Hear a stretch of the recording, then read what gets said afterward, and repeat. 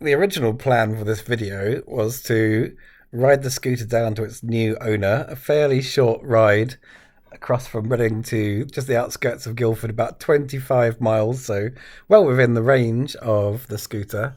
And I was following a route on the Osmand app where you can use a moped profile, which will mean it will send you down roads that are suitable for that type of vehicle, which is really good. I really recommend the Osmand app. It's free, but if you subscribe to it, you get loads of extra features as well. Great for riding the tech, great for riding on the road, all that good stuff. In fact, I will stick a link in the description.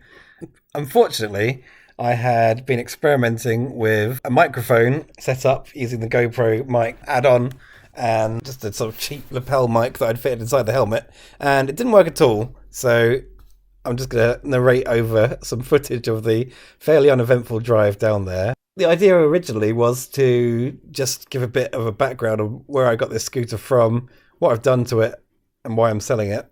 Or why I've sold it, in fact. It's now at its new owners. Originally, I just bought it off of eBay, completely unregistered, part of a job lot that someone got. Went into London and picked it up and stuck it on the back of my pickup truck called Trucky McTruckface, which unfortunately is also now long departed. So I was going to chop it up and turn it into a hacky racer. There's a racing series called the Hacky Races, and you just make sort of a DIY go-kart type thing, electric, and it just has to conform to certain rules in order to be able to compete, but it looks like really good fun. Anyway, it didn't work out with that, so what I did instead was decided to register the bike myself, which meant getting a motorcycle single vehicle assessment, making a few modifications to it to be able to pass that, and then registering it with a DVLA, which took a couple of attempts but wasn't too bad. Because I had no proof of the date of manufacture, I had to get a dateless registration, which is why it's got a Q plate, but other than, a few letters back and forth and a few goes of filling out various different forms. Some confusion around the Nova, which if you've ever dealt with importing vehicles is always a bit of a pain, but fortunately because it's a low-powered vehicle, it doesn't require one. It just eventually got registered fine. I then discovered it was really slow and didn't have much range because it was running on a 60-volt combination of sealed lead-acid batteries that I don't know how old they were, but they didn't have much of a capacity. So I switched that for a 72-volt lithium iron phosphate one, and then at the same time upgraded the controller to 72 volts. I thought I'd use it more, but I found myself using my e-bike to get to the station, partly because it's good exercise, and partly because, occasionally I might go for a couple of beverages after work if I'm working in London, and I don't want to be riding a registered vehicle home after that. I did, of course, discover that the scooter was really good fun to ride off-road. I did that a couple of times, but I figured if I kept doing it for too long, I was probably going to wreck it, or at least damage it in some way, shape or form. So better that it goes to someone that can use it for what it's designed to do, which is get you from A to B in a really economical and really quite good fun manner. So the trip down there was really easy, and I assumed the trip home was going to be pretty straightforward too, because usually there is a train that runs direct from Guildford back to Reading. Takes about 25 minutes to half an hour. Easy job. Unfortunately, I had forgotten that there was a train strike on, and I ended up having to take the Scenic route back across London, which actually turned out to be no bad thing, and I decided to make the most of it. So here's that trip, taking in a few of London's famous sights and sounds. Just starting here at the London Eye. I look a bit mental, having one of these scooters along with full face crash helmet, but hey ho, what can you do? But yeah, we should be able to take in some pretty good scenes in a way. Be able to get the Big Ben, maybe Houses of Parliament, Hyde Park, all kinds of stuff.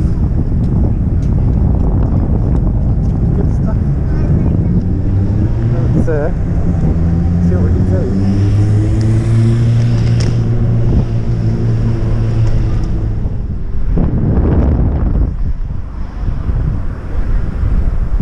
Anyway, it's a pretty fun route, so good luck.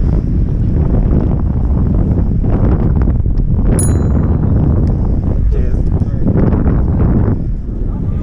I guess the buses are busy because there's no trains. Also, I suppose it's literally Saturday in central London. go, Big Ben, House of Parliament.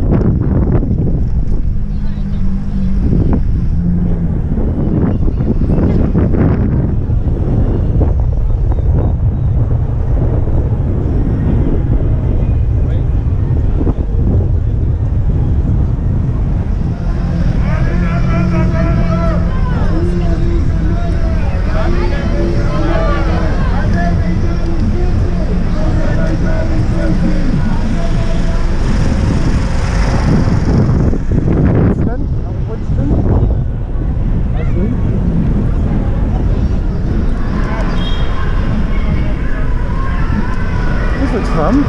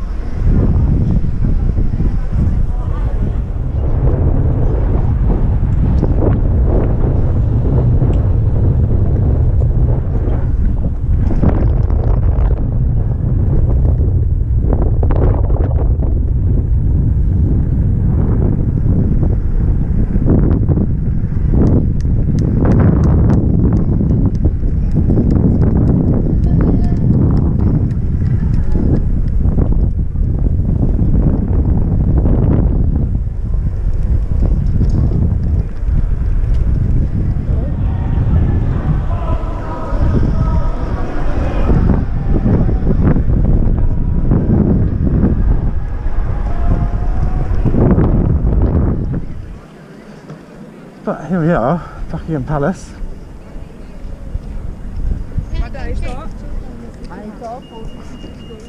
That's a quick look in the sunshine, isn't it? There you go, quick look.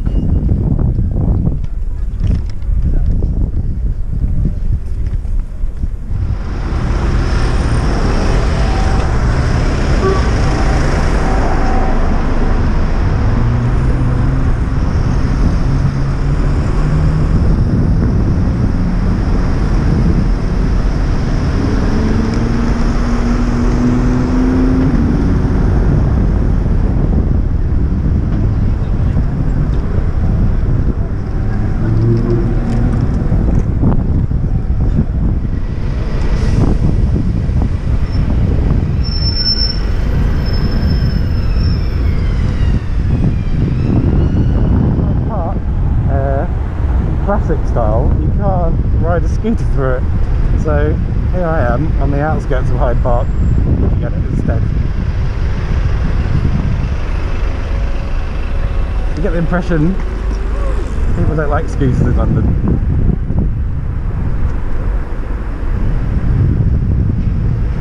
Never mind, it's where we get to go and see Marble Arch,